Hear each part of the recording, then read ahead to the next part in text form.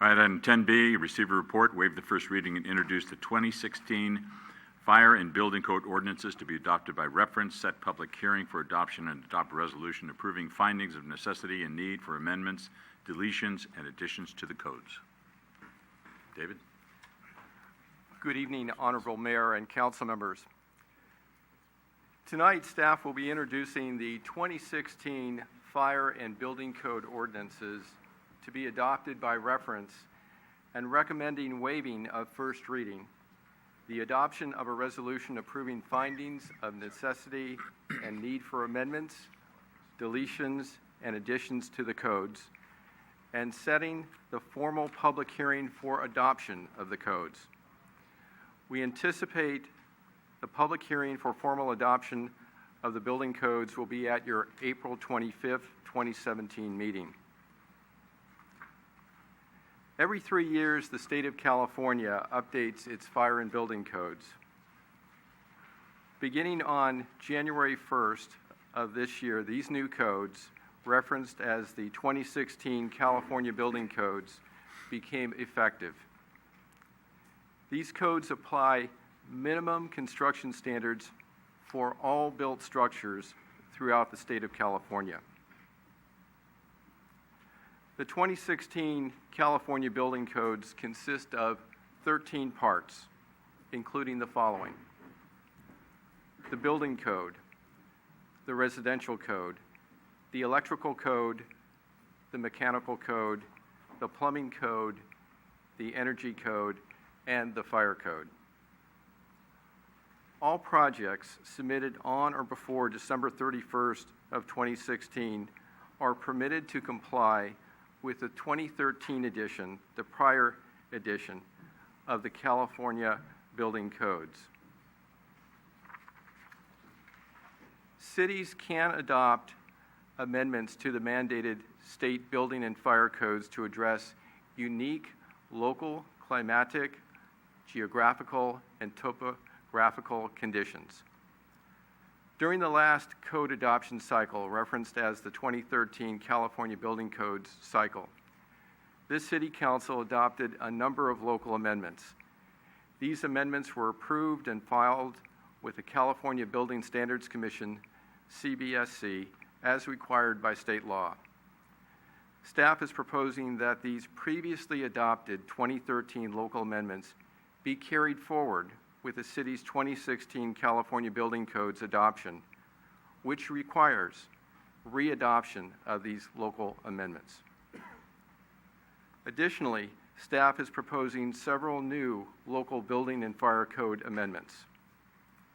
Chief Building Official Roy Bruno and Fire Chief Dave Downing will follow with summary highlights of the proposed 2016 California Building Codes and the proposed new local amendments.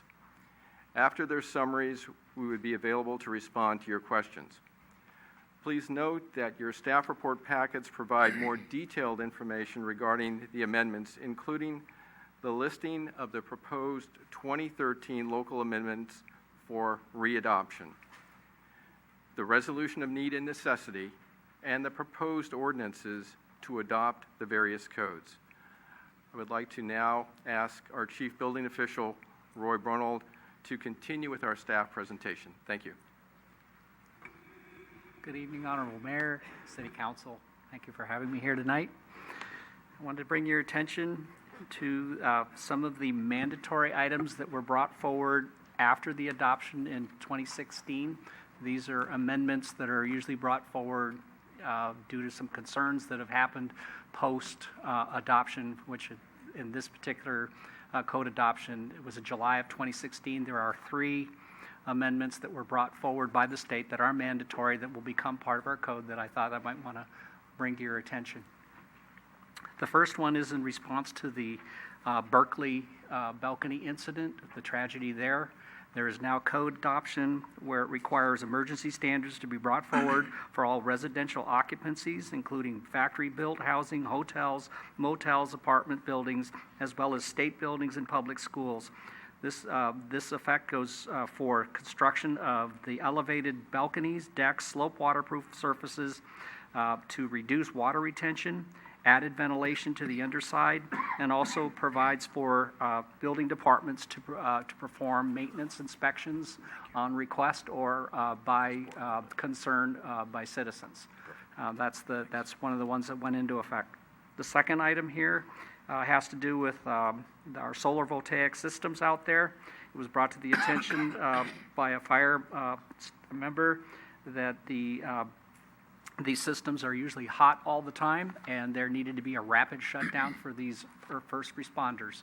The code adopted a 10-second rapid shutdown requirement for these. It was found that 10-second rapid shutdown created a problem for fluctuations with systems that would, if the system went down, that it would all come back on, so they've extended that to 30 seconds. But it still is a rapid shutdown system on all solar systems now for first responders. The third item has to do with identification of single-use toilet facilities as all genders. All single-use toilet facilities in any business established place of public accommodation or state or local government agency shall be identified as all-gender toilet facilities by signage that complies with the Title 24 of the California Code of Regulations and designated for use by no more than one occupant at any time. Moving on to the proposed building local amendments.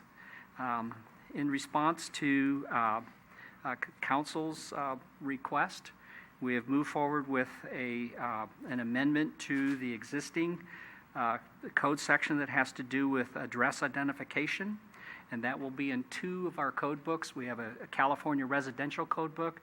We also have a California building code book.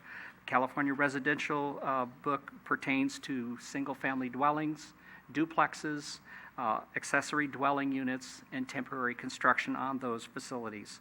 And the code section that we have amended basically says that the site address will be clarified to say that it includes all existing units that will be required to have a minimum 4-inch alpha numerical addressing with half-inch stroke, and also that on any newly constructed buildings, whether they be single-family dwellings or commercial, that those would also, we would have those be installed as illuminated.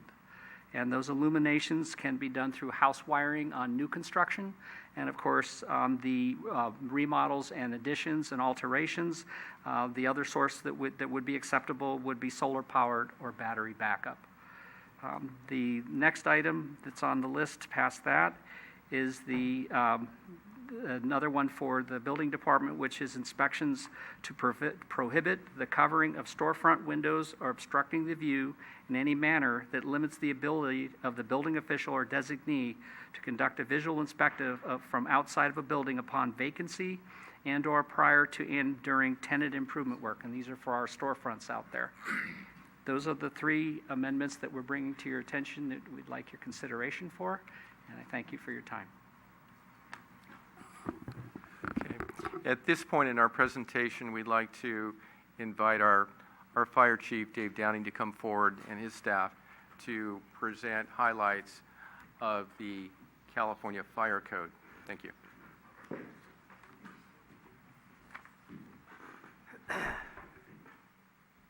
I have to put on my new eyes.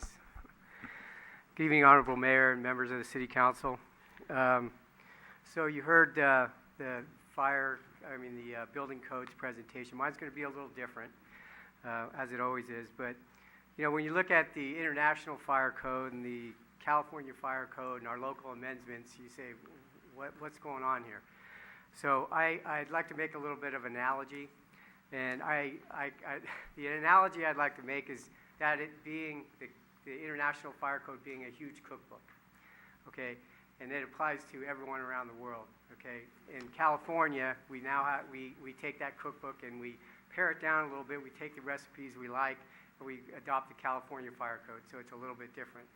Then in San Bruno, we take that same cookbook, add a few things, maybe take some things out, put a few spices in that we like, and we apply it to our community. And that's kind of how the code adoption works in regards to the fire department, so the fire service.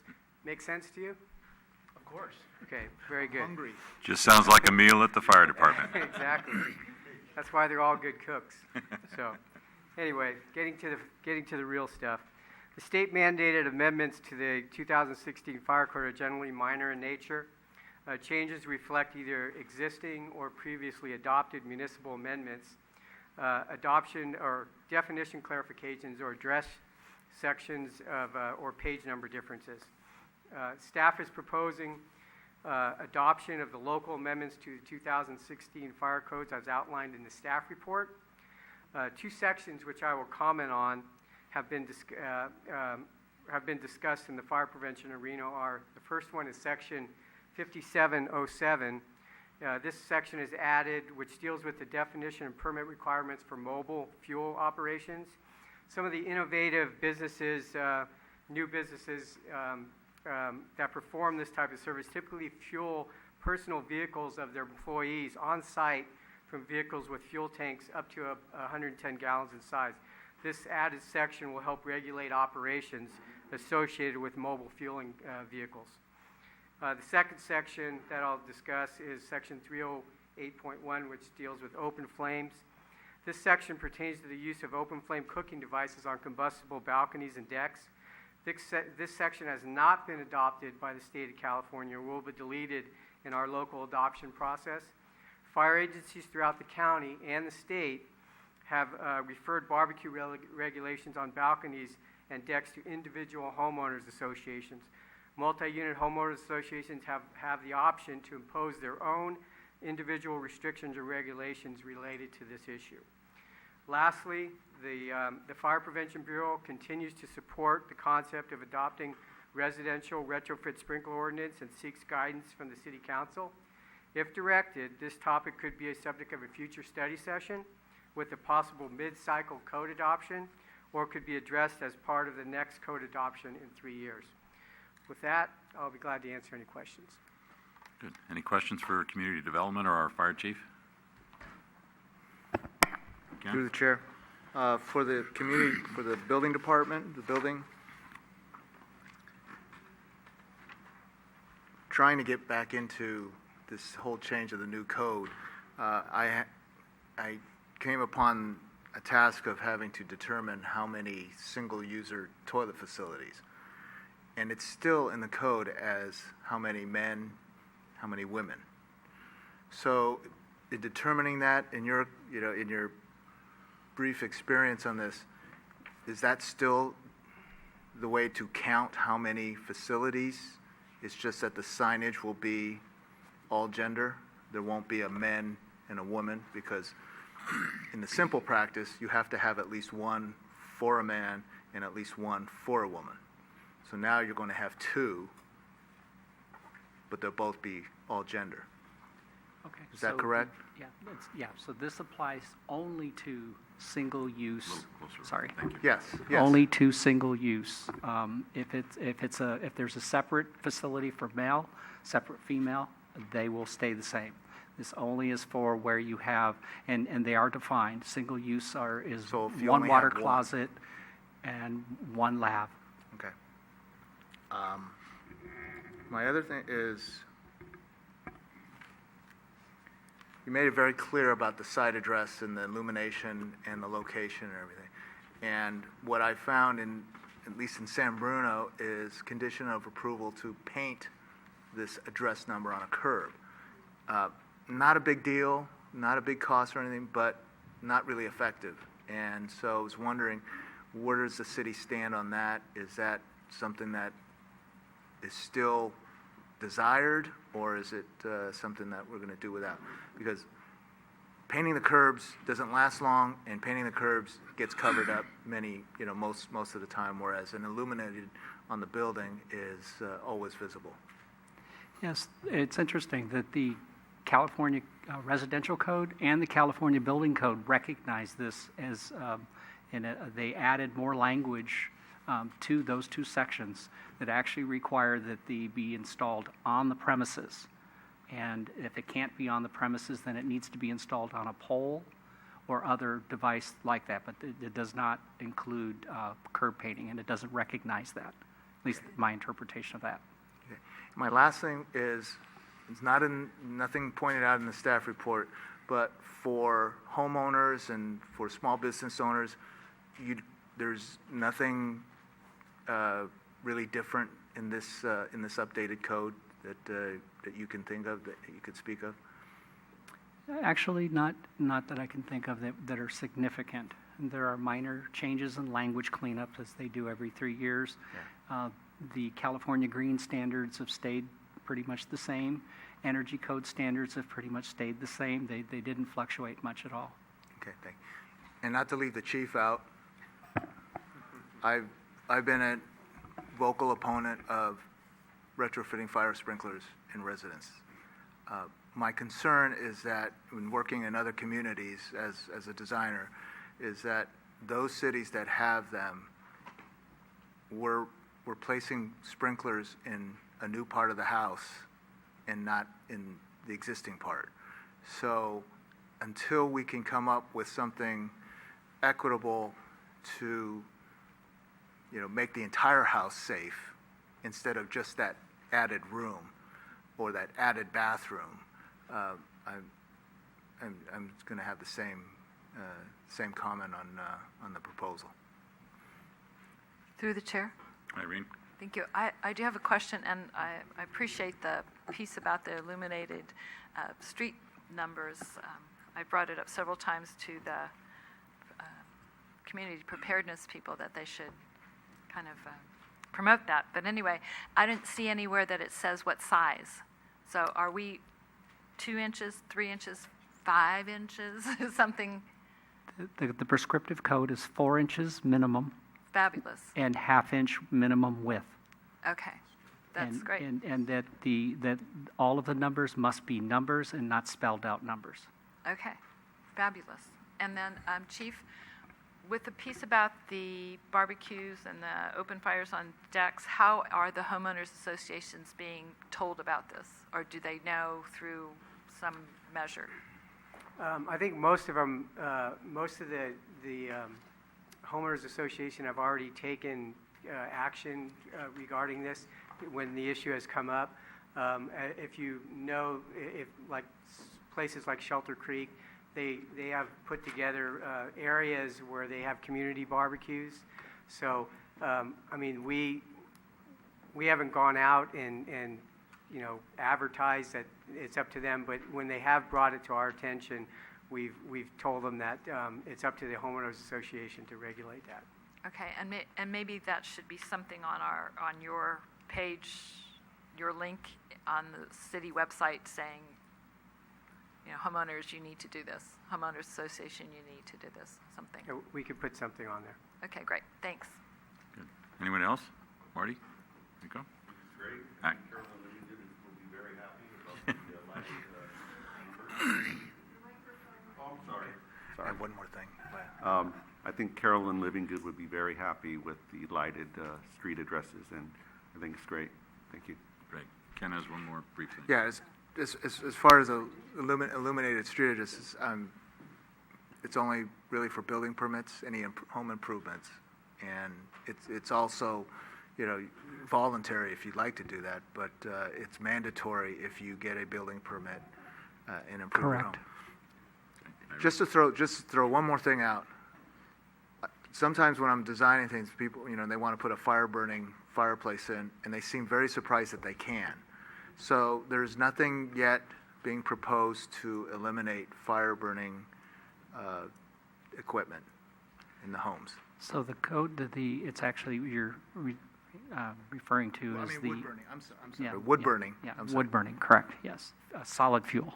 Yeah. Yeah, but the other fuels are still allowed. It's just the solid fuel cannot be constructed new.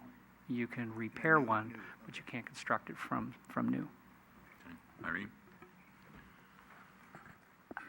I'm sorry, I'm not clear about the building permit. So if you get a building permit, does it have to be a building permit or just a permit? So if you're putting a new water heater in or you're doing something like that, then do you have to also put in illuminated street address or? Yes, that's our intention. Okay, great. Thank you. Okay. Any other questions or action by the council? Requesting to waive the first reading first. So moved. Second. Motion is second to waive the first reading. All in favor? Aye. Okay. I'd like to introduce the ordinance. Mark?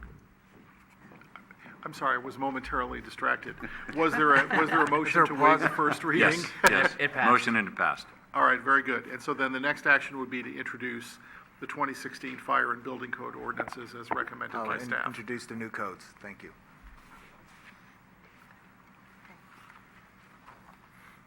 Vice Mayor Ibarra, Aye.